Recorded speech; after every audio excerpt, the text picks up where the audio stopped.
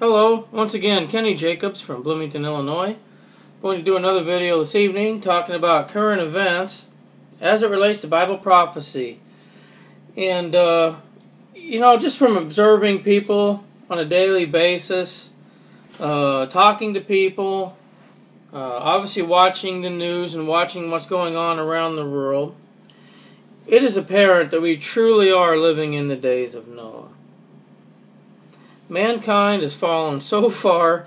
We live in such a sinful, evil, violent world.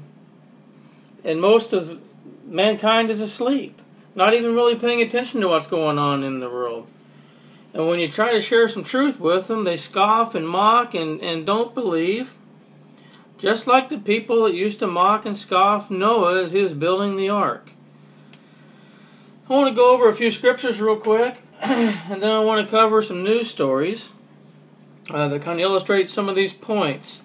Isaiah chapter 5, verse 20, very interesting verse. It says, "Woe unto them that call evil good, and good evil, that put darkness for light, and light for darkness, that put bitter for sweet, and sweet for bitter." And we are absolutely living in a day where they're beginning to call evil good, and good evil. Luke chapter 17, verse 26 through 30 said, "And as it was in the days of Noah, so shall it be also in the days of the Son of Man. They did eat, they drank, they married wives, they were given in marriage until the day that Noah entered into the ark, and the flood came and destroyed them all. Likewise also, as it was in the days of Lot, they did eat, they did drink, they bought, they sold, they planted, they builded. But the same day that Lot went out of Sodom, it rained fire and brimstone from heaven, and destroyed them all. Even thus shall it be in the day when the Son of Man is revealed." There is judgment coming upon America and upon this world, and people are so asleep they have no idea what's about to come upon this earth. Exactly like Jesus said, as in the days of Noah. But I want to give you a little bit of encouragement.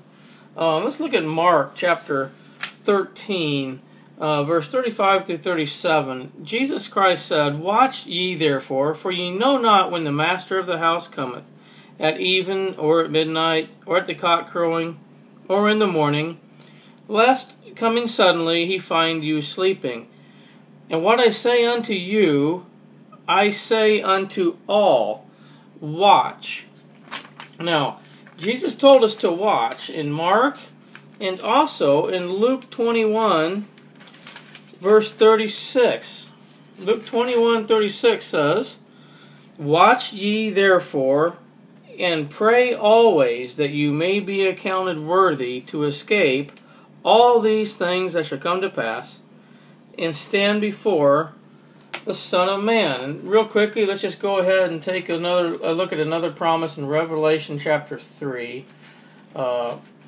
Revelation chapter 3, verse 10.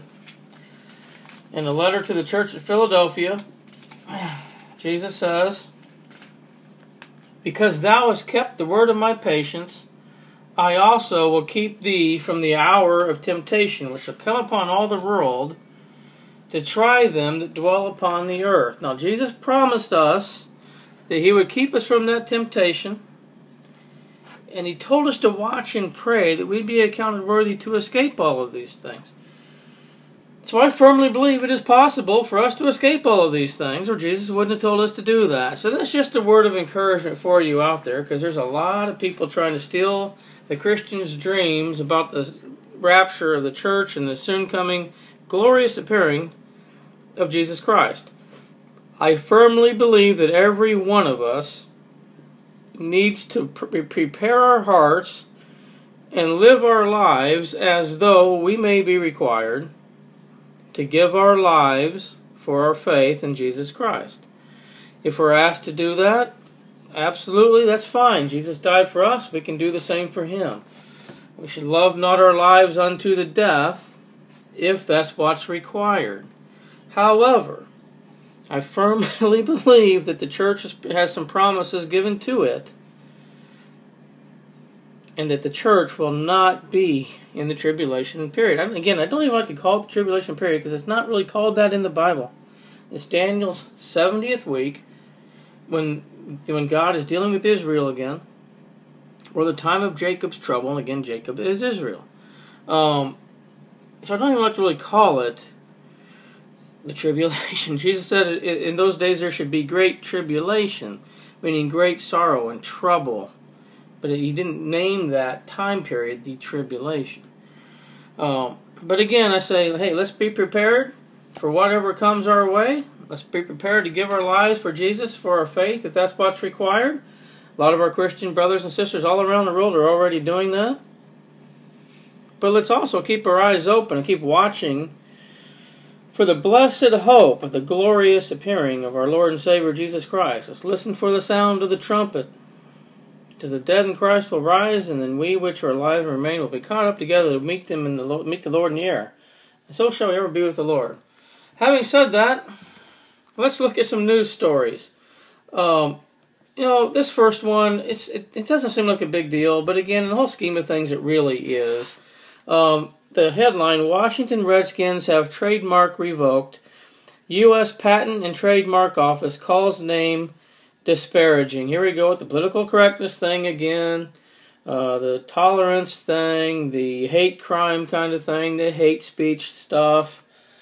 Says the Redskins say they will fight the ruling as they did in 1992 and won, which will extend its trademark protection, but lawmakers and online comments have called for the franchise to change its name. And I saw that Obama weighed in on the situation. He said if he was the owner, he would change the name. And you know what, Obama? Why don't you weigh in on something that's really important for once? Like, how about the Christian woman sentenced to death in Sudan for her faith, for being a Christian? She's sentenced to 100 lashes and hanging.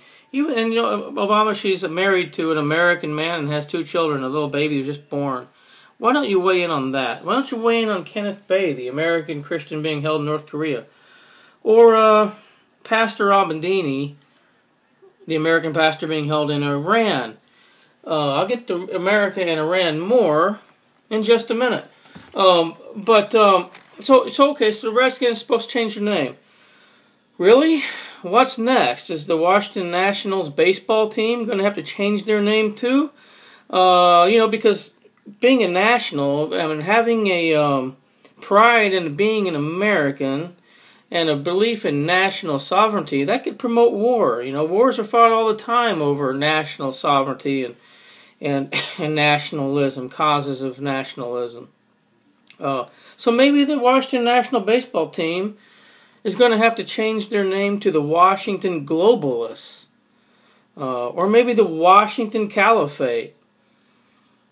Or the Washington Jihadists. Maybe that would be a good name for the Washington National Baseball Team. Because we certainly, or how about maybe this one? The Washington Tolerance. Because, again, religious wars are fought. Wars are fought over national sovereignty. Can't have that anymore. We have to have a one-world government.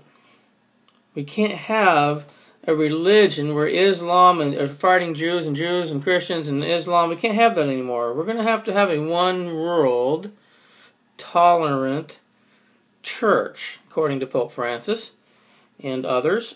So maybe the Washington Nationals should change their name to the Tolerance. Well, this world, I'm telling you guys, it's going downhill super fast. And you need to get in the ark of salvation through Jesus Christ. That's the only answer, period. But here's a related story. After reading this Washington National thing, and this goes, after reading this Washington Redskin article, this goes right to what I just said about the Washington Nationals having to change their name possibly. Listen to this news story. This should really get you, this just drives me nuts, the stuff that's going on. Let me get to the article. Texas man, United States of America, Texas. Texas man told to take down his U.S. flag as it's a threat towards the Muslim community. Well, if you're a Muslim here in the United States and you don't like the flag and you don't like this country, or for that matter, if you don't like Christianity, then leave. Why don't you go to Iraq and see how that is for you right about now? Man, unbelievable. So it says here, man says apartment complex called as U.S. flag on American soil, state of Texas, a threat to the Muslim community. It says it's a time-honored principle when in Muslim countries you must conform your behavior to Muslim sensibilities, and when in non-Muslim countries you must conform your behavior to Muslim sensibilities. This is the kind of thing that only happens in nations that have lost their confidence and their way, and are vulnerable to any action of their enemies, and in imminent danger of destruction. Great point. Well, anyway, Webster man was told he had to take down his flag at an apartment complex, but he's not giving up the fight. He said, one thing is clear, it means a lot to me, he said. He's talking about his American flag that he proudly put up when he moved in just a few days ago, but the apartment manager told him he had to take it down. What really stunned me is she said it's a threat toward the Muslim community. I'm not a threat toward anybody. I'll post this into the description box. You can read it yourself.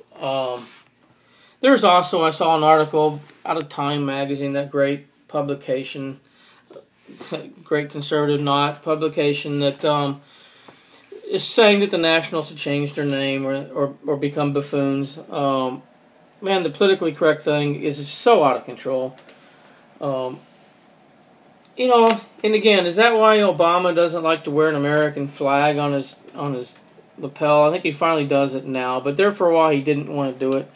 Why is that? Because he's a Muslim, doesn't want to offend the Muslims, or maybe even is it possibly because he doesn't like the American flag because he was born in Kenya? Is that possibly the reason? Guys, Daniel chapter 11. I'm not going to read the chapter. It's too in-depth. It's too long for this video.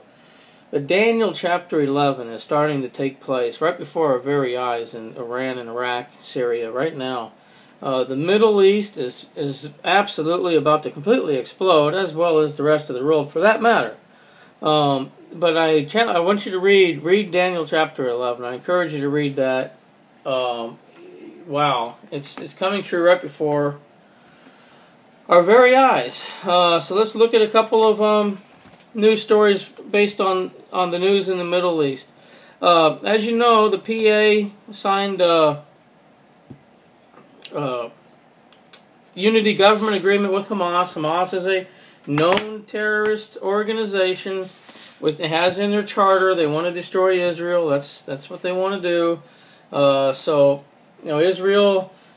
One of the reasons they stopped the peace talks was because of that unity agreement.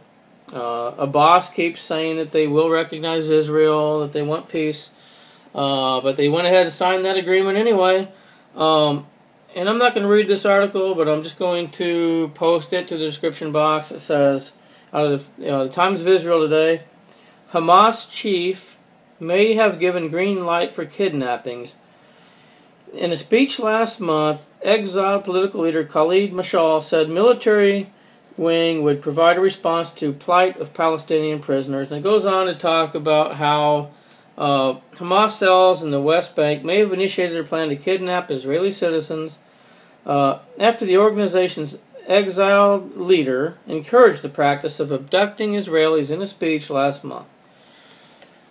This kidnapping, I don't fully understand it. I don't know for sure what's going on, but again, just another thing that is going to continue pouring fire or gasoline on the fire that's in the Middle East right now. How much longer can Israel take before they go on the offensive? That's what I gotta know. And again, when they do, or when they're all out attacked, will America be there for them? Alright, let's go to the Jerusalem Post. First article. Now let's go back in order here. First article out of the Jerusalem Post that I want to talk about is Obama willing to strike ISIS in Iraq and Syria. Open to constructive role from Iran.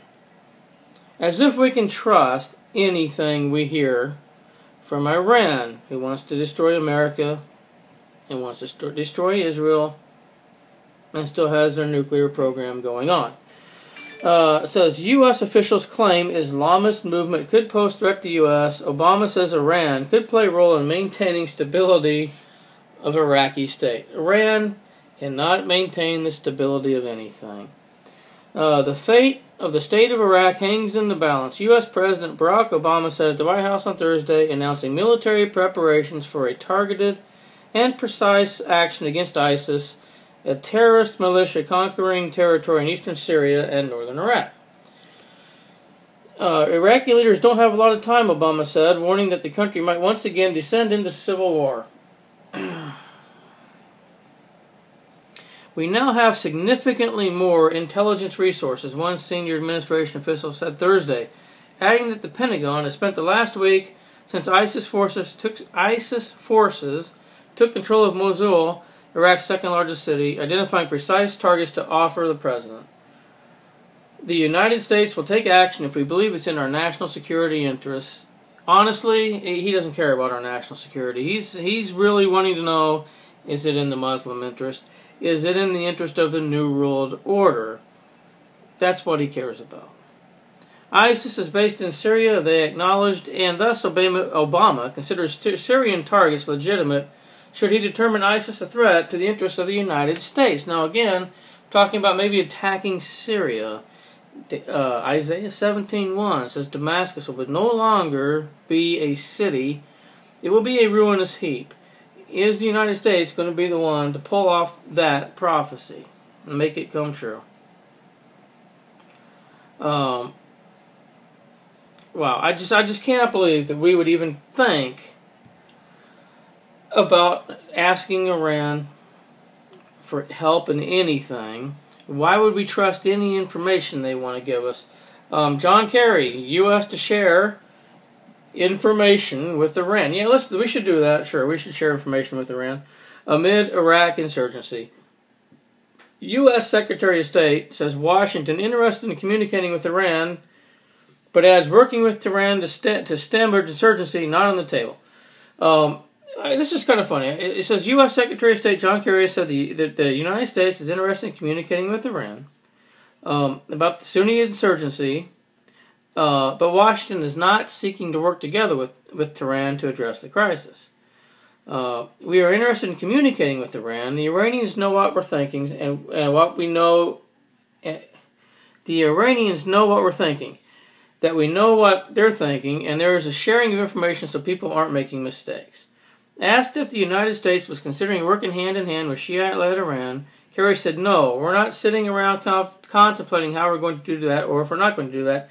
That's not on the table." Very next paragraph.